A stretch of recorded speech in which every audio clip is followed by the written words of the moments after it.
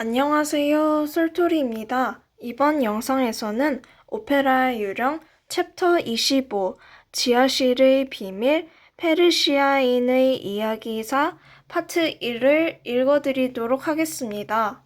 제가 좀 버벅거리더라도 끝까지 예쁘게 봐주세요. 그럼 시작하겠습니다.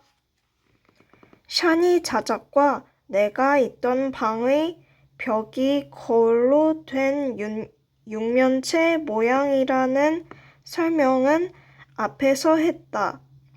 주로 박람회에서 환상의 궁전이라는 이름 따위로 구경할 수 있는 그런 방이다. 하지만 이것은 에릭의 발명품이다.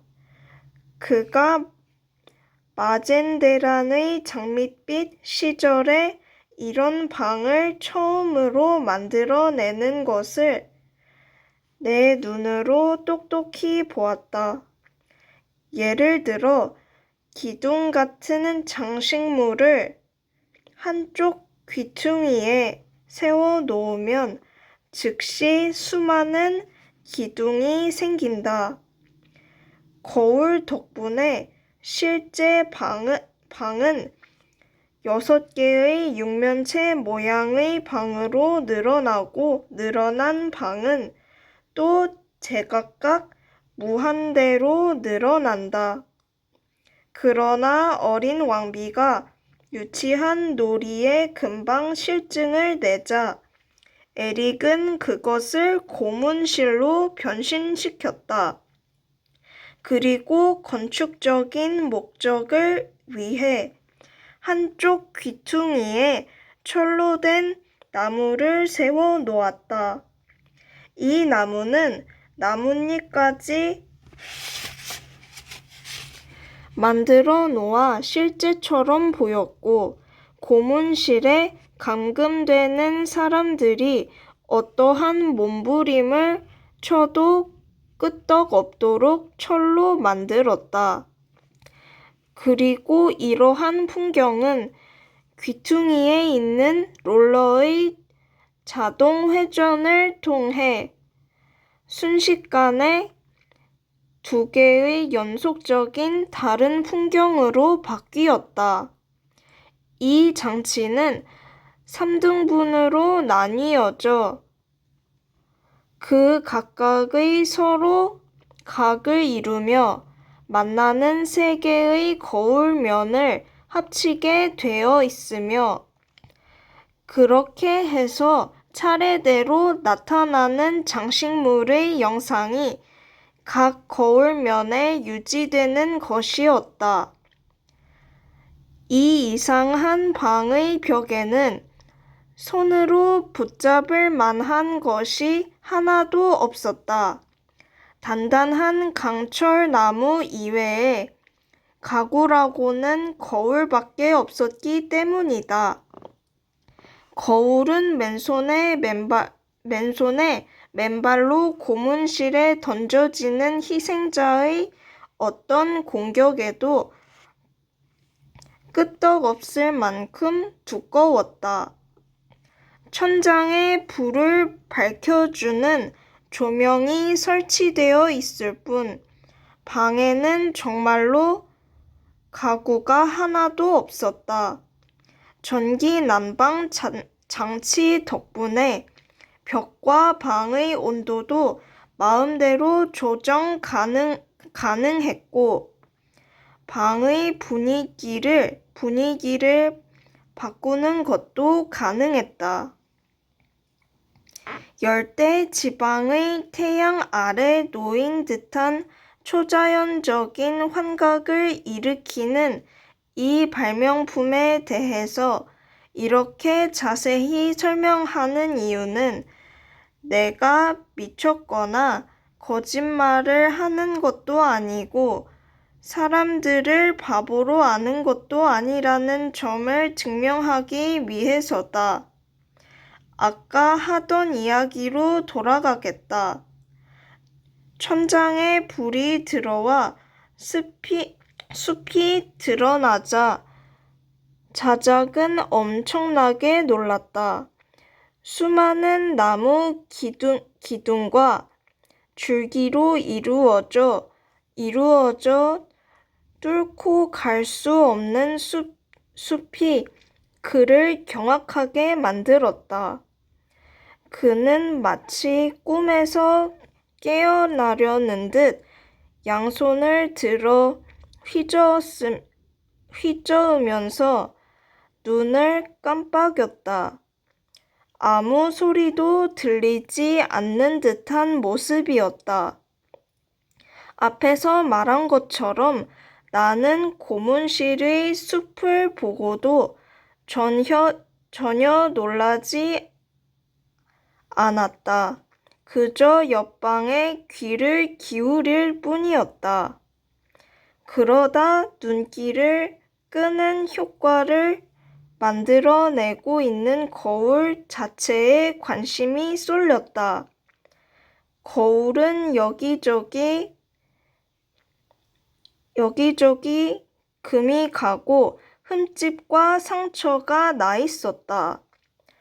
그렇게 두꺼운 거울인데도 상처가 나 있다는 사실은 이 고문실이 예전에 사용된 적이 있었다는 증거였다. 그렇다. 마젠데란의 장밋빛 시절의 사형수처럼 맨손이나 맨발은 아니었겠지만 누군가가 이 치명적인 환영 속으로 떨어졌고 분노로 미쳐버린 상태에서 거울을 마구 발로 찼을 것이다. 하지만 거울에는 고통스러운 자신의 모습만 비춰졌을 것이다. 나뭇가지에 매달려 스스로 고통을 끝낼 때까지 마지막 위안처럼 거울을 통해 수없이 많은 자신의 모습을 보았을 것이다. 조제프 비케도 분명히 그 모든 일을 겪었을 것이다. 우리도 결국 그렇게 죽음을 맞이하게 될까? 나는 그렇게 생각하지 않았다. 우리에게는 아직 몇 시간이 남아있는 데다가 조제프 비케보다 이 방을 훨씬 잘 알고 있으니까. 나는 에릭의 속임수를 속속들이 알고 있으니 지금이야말로 그 지식을 활용할 수 있는 절호의 기회였다.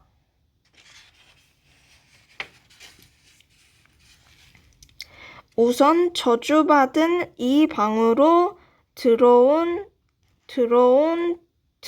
통로로 되돌아간다는 생각은 일찌감치 포기했다. 통로를 막아버린 돌을 안쪽에서 움직일 수 있다는 가능성에 대해서는 생각하지 않았다. 간단히 말해서 불가능했기 때문이다. 돌에서 고문실까지 뛰어내린 거리가 상당했는데 거기에 닿을 수 있을 만큼 활용할 만한 가구가 없었다. 강철 나뭇가지에 올라가거나 한 사람의 어깨를 밟고 올라서도 도저히 닿을 수 없는 거리였다. 따라서 나가는 길은 에릭과 크리스틴 다에가 있는 루이 필리프 풍의 방으로 들어가는 문밖에 없었다. 그 문은 크리스틴이 있는 쪽에서 보면 평범한 문처럼 생겼지만 우리 쪽에서는 전혀 보이지 않았다. 어디에 있는지도 모르는 문을 열어야 한다는 뜻이었다. 괴물이 우리를 고문하는데 방해가 되지 않도록 가엾은 크리스틴을 방에서 끌고 나가는 소리가 들렸다. 나는 이제 크리스틴에게 도움을 받을 수 있는 희망이 없다고 결론을 내렸다. 그래서 꾸물거리지 않고 행동에 착수하기로 마음먹었다. 하지만 샤니 자작을 진정시키는 것이 급선무였다. 그는 앞뒤가 맞지 않는 고함을 질러대면서 미친 사람처럼 방 안을 돌아다녔다. 에릭과 크리스틴의 대화를 듣고 제정신이 아닌 데다 눈앞에 펼쳐진 충격적인 마법의 숲을 보았고 불타는 듯한 열기로 관자놀이에 땀이 비오듯 쏟아지기 시작했으니 어쩌면 당연한 일이었다. 그는 크리스틴의 이름을 소리쳐 부르며 권총을 휘두르고 환영에 불과한 숲을 뚫고 나가려다가 거울에 이마를 부딪히기도 했다. 한마디로 고문은 이미 시작된 셈이었다. 나는 최선을 다해 자작을 진정시키려고 했다. 거울과 철로 된 나뭇가지를 직접 만져보게 하고 우리를 둘러싼 수많은 반짝이는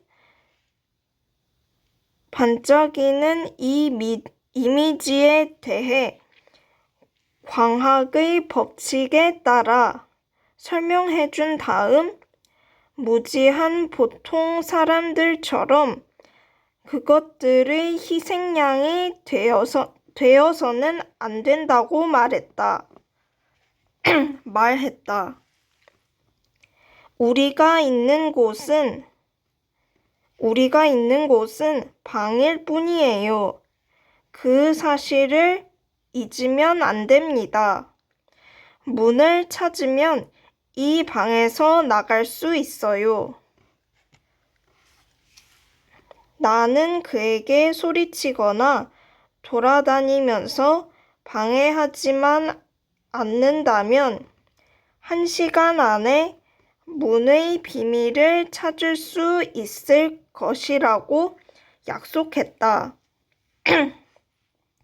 그는 진짜 숲에 오기라도 한 것처럼 바닥에 누워서는 자신은 할 수 있는 일이 없으니 내가 문을 찾을 때까지 기다리겠다고 했다. 그러더니 바닥에 누운 채로 경치가 멋지네요 라고 덧붙였다. 이미 고문은 효력을 발휘하고 있었다. 끝까지 들어주셔서 감사합니다. 그럼 다음 이야기로 봐요. 안녕.